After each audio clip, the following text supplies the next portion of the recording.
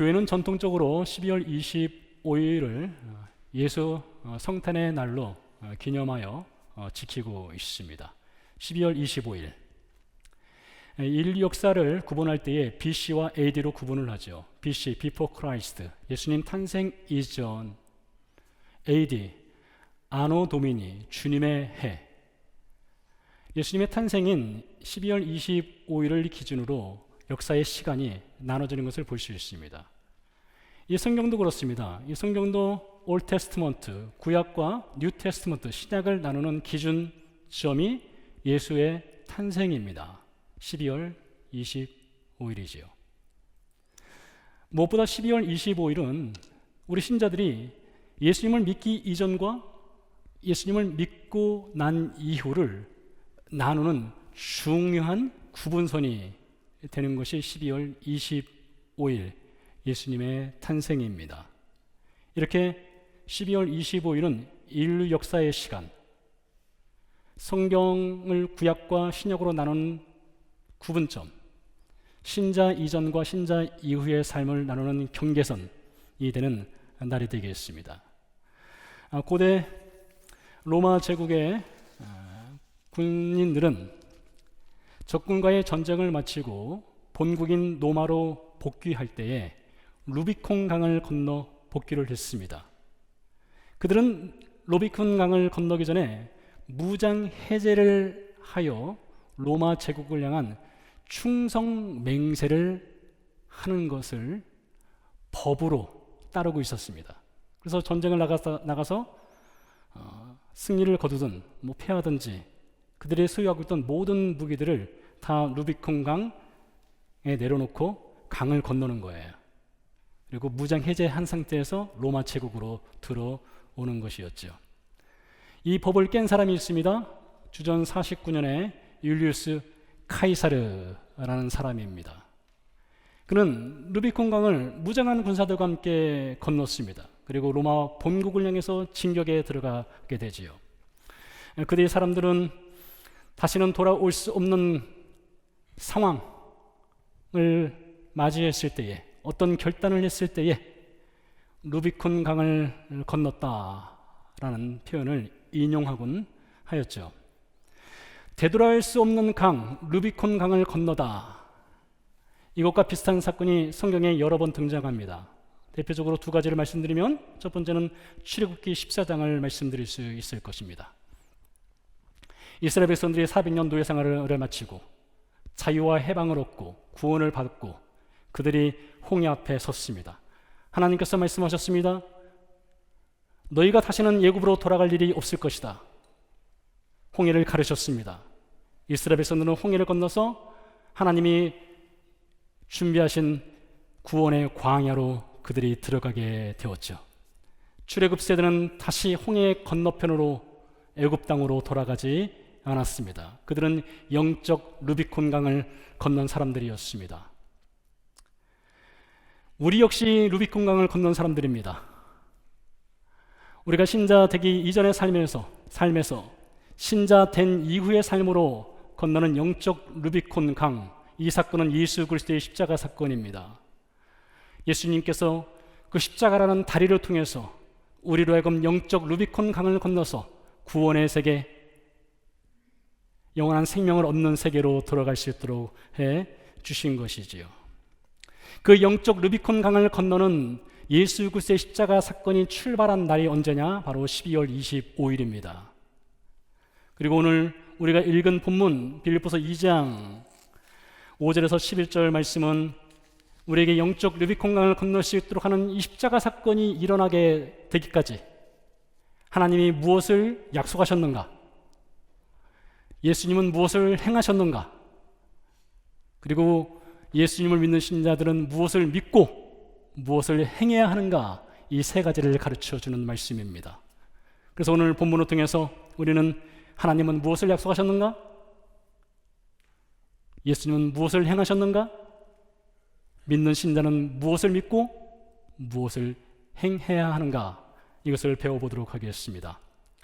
6절 말씀을 읽겠습니다. 그는 근본 하나님의 본체시나 하나님과 동등됨을 취할 것으로 여기지 아니하시고. 12월 25일 예수님이 세상에 사람의 아들로 태어나기 전에 그분은 어떤 분으로 존재했는가를 6절 말씀이 가르쳐주고 있습니다. 이렇게 말합니다. 예수님은 하나님의 본체이시다. 하나님과 동등하시다. 하나님의 본체란 말은 하나님의 모든 속성, 하나님의 네이처, 하나님의 캐릭터, 하나님의 거룩, 하나님의 능력, 전능하심, 전지하심, 의로우심, 이 모든 속성을 하나님이 지니신 이 모든 속성을 예수님도 동일하게 지니고 있다라는 뜻이 되겠습니다. 그러니 예수님이 곧 하나님이시다라고 말할 수 있는 것이지요. 그런 예수님이 7절 말씀에 보니까 오히려 자기를 비워 종의 형체를 가지사 사람들과 같이 되셨고, 하나님이신 예수님, 하나님과 모든 속성을 동일하게 지니신 예수님이 사람의 아들로 세상에 오셨다는 말씀입니다. 그런데요, 예수님이 어느 날 갑자기 내가 사람이 되어야 하겠다, 그런 결정을 하고 세상에 오셨느냐? 그렇지는 않습니다. 12월 25일 예수님이 사람의 아들로 세상에 오시기까지는 하나님이 주신 약속이 있었습니다. 하나님이 무엇을 약속하셨을까요? 창세기 3장 15절 말씀을 보도록 하겠습니다. 내가 너로 여자와 원수가 되게 하고 내 후손도 여자의 후손과 원수가 되게 하리니 여자의 후손은 내 머리를 상하게 할 것이요 너는 그의 발꿈치를 상하게 할 것이니라 하시고, 우리가 잘 아는 대로 창세기 3장 말씀은 아담과 하와가 하나님이 금하신 선악을 알게 하는 나무 열매를 먹은 사건의 장면입니다. 사탄이 하와를 유혹하였죠. 하나님께서 찾아오십니다. 그리고 창세기 3장 15절은 사탄에게 하나님이 주신 말씀입니다. 근데 여러분, 창세기 3장 15절 이 말씀을 우리는 원복음이라고 합니다. 원복음. 달리 말하면 최초의 복음 메시지라고 하는 거예요. 하나님이 이 말씀에 복음을 담아 놓으셨습니다. 굿뉴스, 가스펠을 담아 놓으셨다는 거예요. 그 내용은 이렇습니다. 여기 여자의 후손이 있습니다. 여기 사탄의 후손이 있습니다. 여자의 후손은 사탄의 후손의 머리를 밟을 것이다 했습니다. 사탄의 후손은 여자의 후손의 발꿈치를 상하게 할 것이다, 이렇게 말을 하고 있습니다. 그런데요, 여기서 여자의 후손, 더 시드, 이것은 아무나가 아니라 어떤 특정한 한 사람을 가리키는 말씀입니다. 그런 이런 것이죠. 하나님이 언젠가 여자의 후손이 사탄의 머리를 밟을 것이다 라는 약속을 이 창세기 3장 15절에 담아 놓은 것입니다. 그리고 하나님께서는 그 뒤로 이 여자의 후손에 대한 이야기를 써 내려갑니다. 그게 바로 구약성경 이야기예요. 여자의 후손 이야기가 구약성경 이야기입니다. 한 예를 보면은 창세기 49장을 예로 들 수가 있습니다. 창세기 49장은요, 야곱이 죽기 전에 그의 12 아들에게 예언을 하는 장면입니다. 유언적 예언을 남기는 장면이에요. 그 중에서 야곱의 네 번째 아들이 유다입니다. 유다에게 이런 말을 합니다. 49장 10절 말씀. 규가 유다를 떠나지 아니하며 통치자의 지팡이가 그 발 사이에서 떠나지 아니하기를. 자, 여기서 끊어보도록 하지요. 규, 통치자의 지팡이. 이건 무슨 예언이냐? 장차 유다의 후손 중에 왕 같은 분이 오실 것이다 라는 예언이에요. 귀라는 말은 왕이 손에 짚는 홀입니다. 홀. 통치자의 지팡이도 마찬가지예요. 그러니까 유다의 후손 가운데 왕이 태어나실 것이다, 이 예언을 남긴 거예요. 이어서 보면 실로가 오시기까지 이르리니 그에게 모든 백성이 복종하리로다. 실로라는 말이 등장합니다. 사람입니다. 실로라는 말은 히브리 원어로 보면 보내심을 받은 자라는 뜻이 담겨 있어요. 그런 이런 것이죠. 유다의 후손 중에 왕이 태어날 것이고 왕이 올 것이고 실로가 올 것인데, 보내심을 받은 자가 올 것인데 모든 백성이 그에게 복종하리라. 이 창세기를 썼던 모세는 왕이 오신다, 보내심을 받은 자 실로가 오신다, 이것을 기록했지만 그분이 누구인지 아직은 모릅니다. 아직은 몰라요. 자, 유다의 후손 중에 다윗이라고 하는 인물이 태어납니다. 다윗이 시편 110편에서 이런 얘기를 합니다. 그러니까 노래를 썼어요. 그가 쓴 노래 중에 이런 말을 해요. 하나님의 원수인 사탄의 머리를 The Lord, 주님이 밟을 것이다 라는 노래를 합니다. 여러분, 창세기 3장 15절 말씀에서 하나님이 말씀하시기를 여자의 후손이 사탄의 머리를 밟을 것이다 라는 원복음을 말씀하셨죠. 시편 110편에서 유다의 후손인 다윗이 언젠가 주님이 오시는데 그 주님은 사탄의 머리를 밟을 것이다 라는 예언의 노래를 하였습니다. 그런데 다윗도 그 주가 The Lord, 그분이 누구인지 아직은 모릅니다. 그 주님은 베일에 쌓여 있습니다. 하나님은 이 베일에 쌓여 있는 그 주님을 점진적으로 누구인지를 좀 더 명확하게 보여주는 성경의 글을 써 내려갑니다. 그것이 이사야서 7장 14절에서 드러납니다. 여러분 아시는 것처럼 이사야 선지자는 예수님 탄생 700여 년 전에 이스라엘에서 선지 활동을 했던 사람입니다. 그가 말합니다. 7장 14절, 보라, 처녀가 잉태하여 아들을 낳을 것이요 그의 이름을 임마누엘이라 하리라. 이번에는 하나님께서 이사야 선지자를 통해서 보내심을 받는 분, 왕으로 오시는 분, 사탄의 머리를 밟으실 분, 그분의 이름을 가르쳐 주었습니다. 그 이름이 바로 임마누엘입니다. 이사야 선지자와 동시대에 선지 활동을 하던 또 다른 선지자가 있습니다. 그의 이름이 미가입니다. 우리가 미가서를 배웠었죠? 자, 미가 선지자가 미가서 5장 2절에서 이런 말을 합니다. 베들레헴 에브라다야, 너는 유다 족속 중에 작을지라도 이스라엘을 다스릴 자가 내게로 나올 것이라. 자, 여기서 끊어볼게요. 이스라엘을 다스릴 자, 룰러가 온다는 겁니다. 즉 통치자가 온다는 거예요. 왕이 온다는 거예요. 그분이 어디서 오느냐?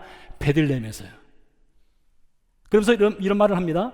그의 근본은 상구의 영원에 있느니라. 매우 중요한 말입니다. 왜 그런가 하면 이스라엘을 다스릴 자가 베들레헴에서 태어나는데 그분은 언제부터 존재하신 분이냐? 영원 전부터 존재하신 분이다 라고 미가 선지자가 가르쳐 주는 거예요.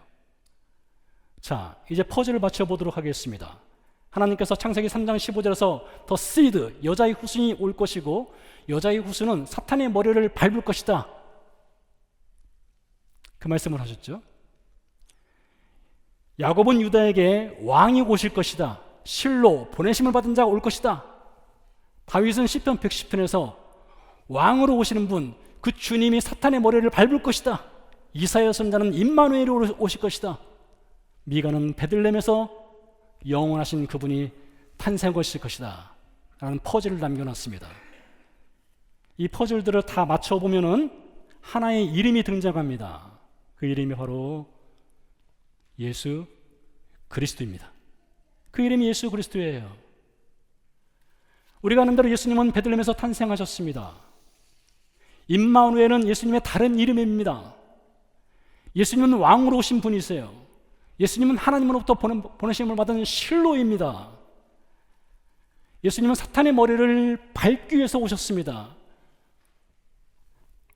히브리서 2장 14절에서 그 말씀을 하시죠. 예수님이 세상에 오신 목적은 죽음의 세력을 잡은 자 마귀를 멸하기 위함이다. 자, 여기에 더하여서 바울은 갈라디아서 3장 16절에서 더 명확하게 이름을 밝혀줍니다. 자, 3장 16절 말씀.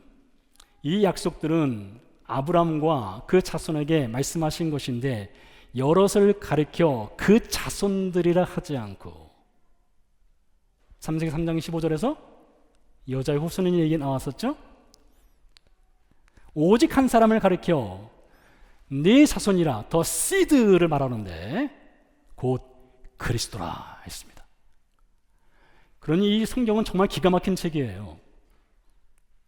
1600년간에 걸쳐서 이 성경이 기록됐는데 창세기 3장 15절에 담아놓은 원래 복음, 원복음, 첫 번째 복음으로도 시작을 해서 성경은 일관성 있게 하나님이 주신 약속의 메시지를 담아놨습니다. 더 시드, 여자의 후손이 오실 것이다. 사탄을 밟을 것이다. 우리를 죄로부터 구원할 것이다. 그분을 보내시겠다는 하나님의 약속을 담아놓은 책이 성경인 것입니다. 그러니 여러분, 하나님이 무엇을 약속하셨습니까? 하나님 약속하신 것은 죄와 죽음의 원인 제공자인 사탄을 멸하실 그분을 보내실 것이다 약속하셨고요, 우리를 구원하실 그분이 오실 것이다 그 약속을 하셨습니다. 그 약속이 성취된 날이 바로 12월 25일 예수님이 세상에 사람의 아들로 태어나신 날입니다. 이렇게 하나님이 약속을 지키셨어요.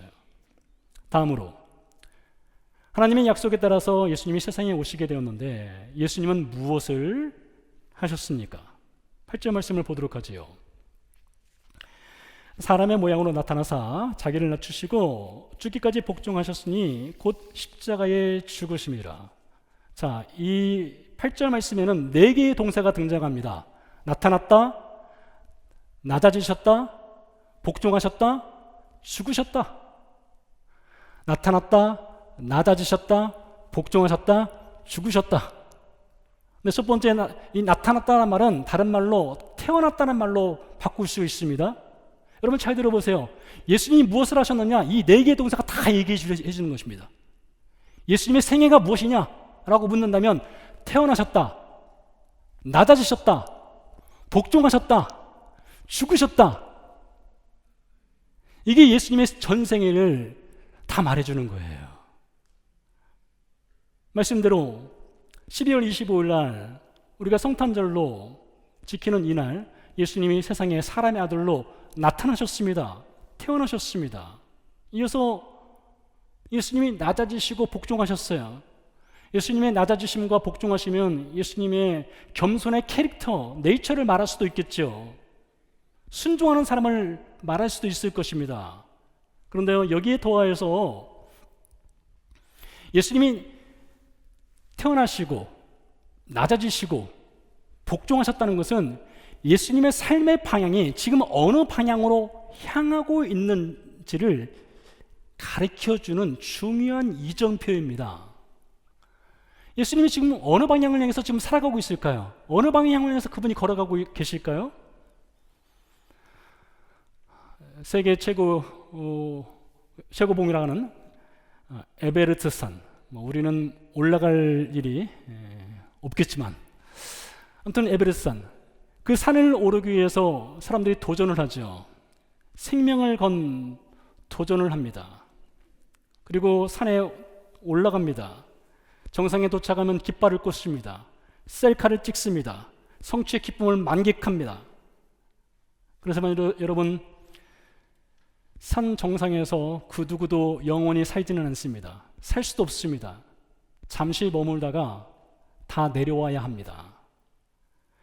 산을 올라가는 것은 정복과 도전의 영역입니다. 하지만 산에서 내려오는 것은 생존의 영역입니다. 내려오지 않으면 죽는 거예요. 올라가다가 중도에 포기할 수 있죠. 그러나 내려오는 것은 절대로 포기할 수 없는 것입니다. 반드시 살기 위해서라도 내려와야 하는 것이죠. 산을 내려가는 것과 예수님이 태어나셨다, 낮아지셨다, 복종하셨다, 죽으셨다, 여기는 중요한 연관성이 있습니다. 사람은 살기 위해서 산에서 내려오지만 예수님은 죽기 위해서 내려오신 분입니다. 예수님은 죽기 위해서 낮아지신 분입니다. 예수님은 죽기 위해서 복종하신 분이세요. 그래서 8절 4번째 동사가 이렇게 말합니다. 예수님의 삶의 방향이 어느 곳을 향해 가고 있느냐, 그의 이정표가 무엇이냐 라고 묻는다면 곧 십자가의 죽으심이라. 이게 예수님의 삶의 이정표였다는 거예요. 방향이었다는 거예요. 그런데요, 만약 예수님이 십자가에서 죽는 것으로 끝난다면 그것은 불행입니다. 그건 절망이에요. 그것은 소망 없음입니다. 죄와 죽음의 문제를 온전히 해결할 수 없는 그건 실패작인 거예요. 액션 영화를 보십시오. 특수부대원이 인질로 잡힌 동료를 구출하기 위해서 목숨을 걸고 적진으로 들어가죠. 적들을 총으로 쏴 죽이고 감옥문을 열고 붙잡혀 있는 인질 동료와 얼싸 끌어안고 기쁨을 나누고 거기서 영화가 끝난다면 뭔가 부족하지 않습니까? 그 다음 챕터가 펼쳐져야 되지 않을까요? 구출받은 동료와 함께 비행기를 타고 돌아와서 사람들이 얼싸 끌어안고 가족들이 맞이하고 그런 장면이 펼쳐져야 되지 않을까요? 예수님의 죽음도 마찬가지예요. 예수님의 죽음이 십자가에서 끝났다, 죽었다, the end, 그것으로 끝난다면 거긴 복음이 아닌 것이죠. 자, 예수님이 죽은 다음에 반드시 다음 챕터가 펼쳐져야 하는 것입니다. 그것을 9절 말씀에서 이렇게 말하고 있습니다. 이러므로 하나님이 그를 지극히 높여 모든 이름 위에 뛰어난 이름을 주사. 하나님이 예수님을 지극히 높였다는 것은 예수님을 3일 뒤에 살려내셨다는 거예요. 우리가 알고 믿는 대로 예수님이 십자가에서 죽으셨습니다. 그리고 3일째 되는 날 예수님께서 죽음 가운데서 살아 돌아오셨어요. 부활하신 것이에요. 그래서 예수님의 십자가 죽음은 우리에게 죄사함이라는 은혜를 주셨습니다. 그리고 예수님의 부활, 다시 살아나시면 그것은 우리에게 의로움이라고 하는 옷을 입혀주는 거예요. 이것을 잘 기억하셔야 됩니다. 예수님의 십자가 죽음은 우리에게 죄사함을, 예수님의 부활하심은 우리에게 의로움을 주신 거예요. 저는 군 생활을 신병교육대에서 했습니다. 저 생김새를 보시다시피 날카롭고 성질이 사납게 생기지 않았습니까? 신병들이 무서워하는 조교. 신병교육대에 훈련병들이 입소를 하면 첫날 저녁에 하는 것이 있습니다. 훈련병들이 세상에서 입었던, 사회에서 입었던 흔히 싸제 옷이라고 하죠. 싸제 옷을 다 벗습니다. 다 발가벗겨 버려요. 팬티도 벗습니다. 양말도 벗습니다. 신발도 벗어요. 그리고 박스에다가 그것을 차곡차곡 잘 싸가지고 포장을 합니다. 그리고 집으로 보내죠. 아들이 입었던 옷을 받는 부모님, 어머니들 펑펑 울죠. 그렇지 않겠습니까? 그리고 훈련병들에게는 군에서 제공하는 옷을 입혀줍니다. 팬티부터 시작해서 메리아스, 양말, 군복, 전투화까지 군복으로 다 입혀주어요. 그런데 여러분, 훈련병들이 입은 군복을 보면요, 우스꽝스럽습니다. 옷은 군복을 입었는데 뭔가 잘 어울리지가 않아요. 군대 용어도 입에 익숙하지 않습니다. 걸음걸이도 여전히 군인답지 않습니다. 총 쏘는 거요? 2주차 때 총기 다루는 법을 배우지만 총도 제대로 쏘지 못합니다. 사실 옷만 군복을 입었지 군인의 기억자도 담지 않은 사람들이 훈련병들의 모습입니다. 그래서 그들을 군인답게 생각하고 군인답게 말하고 군인답게 걷고 군인답게 총을 쏘도록 도와주는 시간이 6주입니다. 6주간 열심히 훈련을 시켜서 이등병 계급장 달아주고 그제서야 좀 군인처럼 보이기 시작해요. 여러분 잘 들어보세요. 군대 훈련을 다 받고 시험 보고 합격한 다음에 군복을 주는 것이 아닙니다. 군복은 첫날 줍니다. 총도 첫날 줘요. 물론 첫날부터 총기를 다루지 않지만 첫날 군복을 입혀줍니다. 그리고 나서 군인으로 만들어져 가는 시간이 있는 거예요. 신자의 신앙생활이 그와 아주 유사합니다. 신자의 신앙생활은요, 예수님의 십자가 죽음으로 우리의 죄의 옷을 벗습니다. 예수님의 부활하심으로 우리에게 의로움이라고 하는 옷을 입혀주어요. 그리고 따르고 순종하고 성장하고 성숙해 가는 과정으로 들어가는 것입니다. 이 과정은 3주 과정, 7주 과정, 12주 과정, 그런 속성 과정이 아닙니다. 신자로 되어가는 것은 평생 걸리는 과정이에요. 인스턴트 과정은 없습니다. 여러분, 건강을 생각해서라도 우리가 가급적이면 인스턴트 푸드 잘 먹지 않습니까? 왜요? 그런 음식은 우리가 흔히 말하는 대로 정크 푸드라고 하지 않습니까? 정크 푸드요. 쓰레기 음식이죠.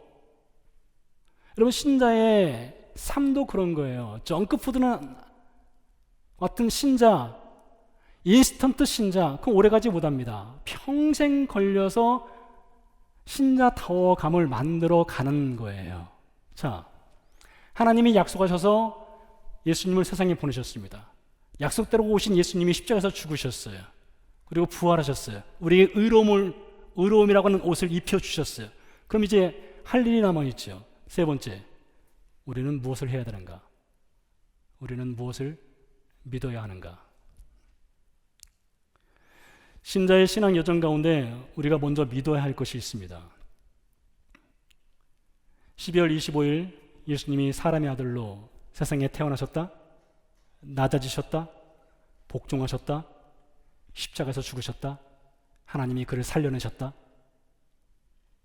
그 사건을 통해서 우리에게 죄사함과 의로움의 은혜를 베푸셨다. 이것을 믿어야 합니다. 이것이 신자의 신앙생활의 기본입니다. 혹 이 자리에 아직 예수 그리스도의 십자가 사건을 믿지 않는 분들이 있다면 잘 들어보시기 바랍니다. 저는 이스라엘에서 살면서 성지 안내를 했습니다. 사람들이 많은 복잡한 길거리를 지나갈 때가 있어요. 그러면 그런 날은 미리 버스에 올라서 주의를 줍니다. 오늘 우리가 복잡한 길거리를 가게 될 텐데 혹 여러분 가운데 물건 사는데 정신 팔려서 길을 잃어버린 분이 계시다면, 팀을 놓치는 분이 계시다면 꼭 찾아오셔야 됩니다. 알아서 찾아오세요 라고 하지 않습니다. 이렇게 말합니다. 혹 길을 놓치게 되면 그 자리에 가만히 계십시오. 어디 갈 생각하지 마시고 그 자리에 가만히만 계십시오. 그러면 반드시 찾아갑니다. 반드시 찾으러 올 테니 가만히만 계세요. 네, 몇 번 길을 잃어버린 분들을 만난 경험들이 있습니다. 어떤 분들은 말 잘 들어요. 가만히 계십니다. 그럼 잘 찾아갑니다. 근데 어떤 분들은 자기가 알아서 길 찾겠다고 여기저기 돌아다닙니다. 그럼 서로 고생하죠. 이 자리에 혹 예수 그리스도를 믿지 않는 분이 계시다면 여러분 잘 들어보시기 바랍니다. 여러분 이 말씀의 자리를 지키십시오. 아직은 이 말씀이 이해되지 않고 도저히 믿어지지 않는다 할지라도 여러분 이 말씀의 자리를 지키세요. 떠나지 마세요. 방황하지 마세요.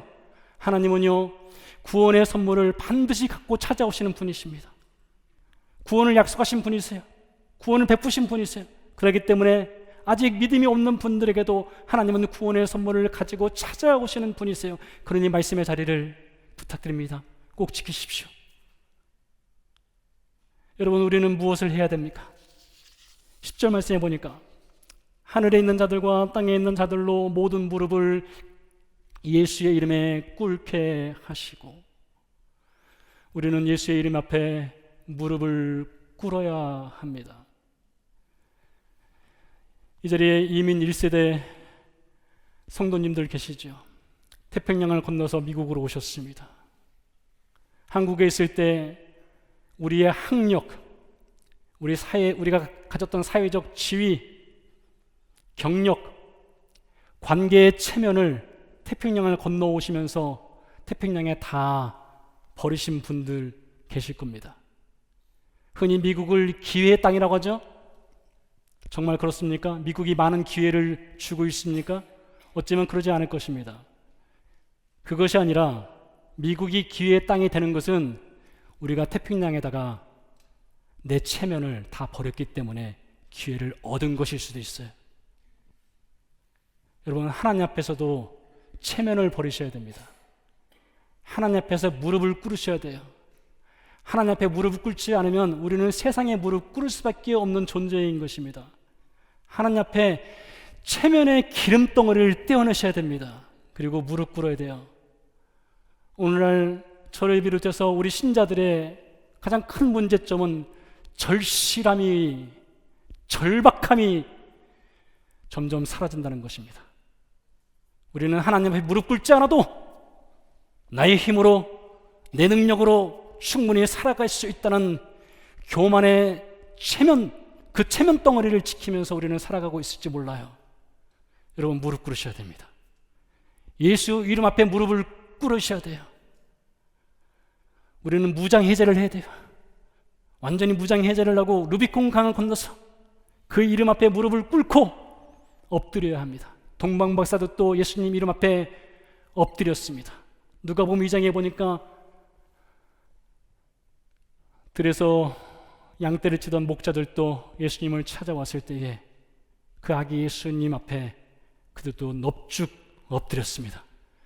신자는 하나님 앞에 무릎을 꿇을 때에 겸손할 수 있어요. 하나님 앞에 무릎을 꿇을 때에 거기서 참된 자유를 얻을 수 있어요. 우리는 무엇을 해야 합니까? 11절 말씀에 보니까 모든 입으로 예수 그리스도를 주라 시인하여 라고 되어 있습니다. 바울이 빌립보서 이 2장 말씀을 들 때는 로마가 세계를 지배하고 있을 때였죠. 로마 제국의 시민들은 로마 황제 가이사를 향해서 당신이만이 나의 큐리오스, 나의 주님이십니다 라는 고백을 하였습니다. 그런데 사도행전 2장에 보니까 베드로가 예루살렘에서 첫 번째 복음 메시지를 전할 때 이렇게 말합니다. 너희가 십자가에 못 박은 이 예수를 하나님이 주, the Lord, 큐리우스, 주와 그리스도가 되게 하셨느니라. 그리스도는 유일한 구원자라는 뜻이 있죠. 우리는 예수님을 유일한 구원자라고 믿고 있습니다. 여러분, 그것이 전부일까요? 아닙니다. 우리가 예수님을 유일한 구원자라고 믿는다면 뒤따라오는 고백이 반드시 있어야 됩니다. 그것은 예수님은 나의 삶의 주인이십니다 라는 고백이 있어야 하는 것입니다. 이 고백을 해보십시오. 그렇다면 나의 돈과 나의 계획과 나의 생활의 질서가 잡히기 시작합니다. 내가 내 삶의 주인이기 때문에 질서가 깨지는 거예요. 내가 내 돈의 주인이기 때문에 자유를 잃어버리는 것입니다. 하나님이 내 삶의 주인이시고 내 계획의 주인이시고 내 물질의 주인이라는 것을 인정할 때에 거기에서 진정한 자유를 얻는 것입니다. 우리는 또 무엇을 해야 합니까?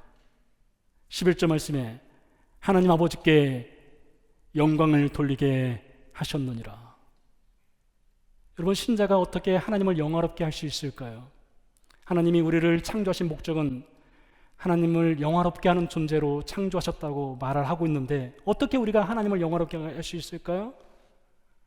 내가 무엇에 약한지, 내가 무엇에 넘어지는지, 내가 무엇에 무릎을 쉽게 꿇어버리는지를 생각해 보십시오. 그리고 그 무릎 꿇으면서 일어나십시오. 예수 이름 앞에 무릎을 꿇으십시오. 하나님만이 나의 삶의 주인인 것을 고백하십시오. 그것이 하나님을 영화롭게 하는 신자의 고백인 것입니다. 12월 25일 예수님이 탄생하신 베들레헴에는 성경을 라틴어로 번역한 제롬의 동상이 있습니다. 제롬의 동상 허리춤에는 그가 번역한 라틴어 성경 불가타 역본이 손에 들려 있고요. 그의 발밑에는 두굴이 있습니다. 사진을 보도록 하겠습니다. 성경과 두굴입니다. 상징적인 의미가 있어요. 이사야 선지자가 이렇게 말을 하고 있죠. 하나님의 말씀 성경은 무엇이냐? 이 성경은 풀은 마르고 꽃은 시드나 여호와의 말씀은 영원하다 했습니다. 하나님의 말씀은 영원하신 거예요. 우리 예수님도 영원하신 분이십니다. 그러나 제름의 발밑에 있는 사람의 두골은 무엇을 가리키고 있습니까? 인생은 풀이다. 인생은 꽃처럼 시든다. 언젠가 시들고 떨어지는 것이, 유하는 것이 인생이다라는 것을 가르쳐 주는 말씀이죠. 이처럼 풀처럼 시들어 버릴 것이 우리 인생입니다. 유한한 것이 우리 인생이에요. 근데 그 유한의 강을 넘어서 영원의 강으로 들어갈 수 있도록, 유한의 세계를 넘어서 루비콘 강을 건너 영원한 구원의 세계로 들어갈 수 있도록 하나님이 약속하시고 성취하신 예수 그리스도의 십자가 사건이 시작된 날, 그날이 12월 25일 우리 구주 예수께서 탄생하신 날입니다. 사람의 모양으로 나타나사 자기를 낮추시고 죽기까지 복종하셨으니 곧 십자가에 죽으심이라. 함께 기도하도록 하겠습니다.